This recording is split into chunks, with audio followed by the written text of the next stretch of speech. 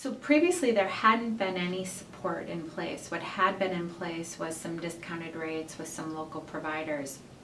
What we learned about from our work with graduate students was that they needed access to funds and they needed access to portable funds. Oftentimes graduate students aren't reliant on full-time daycare, and they find that licensed daycare, some of the bigger companies that we partner with, we Northwestern partner with, are outside the pay scale. They would much rather work with maybe a neighborhood provider or the woman next door who babysits. So looking at what that would look like, looking at the anticipated need, thinking about the cost of living in this area, as well as just looking at market data, what do other schools provide, that's where we started at that 2,500.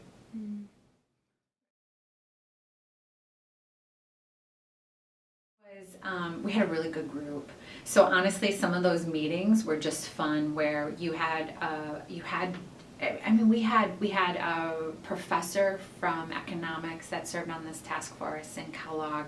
We had a professor from communication sciences and disorders, this amazing woman professor in McCormick. So we have these great, intelligent people. We have these amazing students who are balancing their coursework, their families, and they've taken on this additional commitment.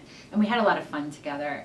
So it was, if you think about the meetings, if you think about the progression along the year, that was just really rewarding. We came together, and something that seems so kind of amorphous, we actually managed to put some meat around and feel really good. I think the day that the announcement was made that the parental accommodation policy was being launched, so traditionally it was that 6 weeks leave, now there is going to be 12 weeks. Seeing the excitement and receiving some of the positive letters that came back, not just from students, but from faculty members and staff that were so proud to be part of this community, was very rewarding. Hearing just the usage for the dependent care grants, there were over 40 students that applied, and this is a new program. So those are 40 students that are going to have access to resources that they hadn't had before. So it's, I think it's not just rewarding working on the task force, but it's why I work at a university.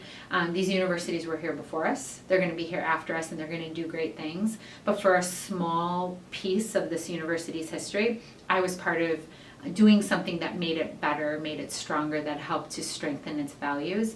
And to me and members of the task force, that was the really cool part.